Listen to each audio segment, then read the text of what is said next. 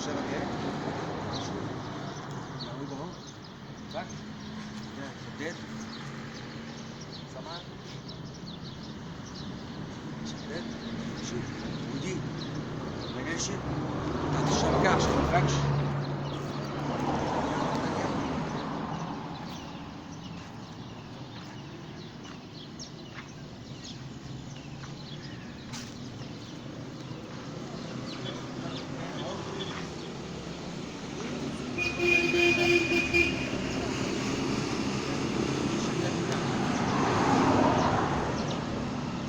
والجيوب بتاعتها اهي اللي بيجيب فيها الطيور.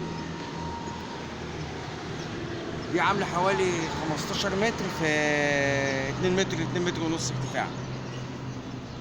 دي الشبكة ودي الطيور اللي جاية دلوقتي.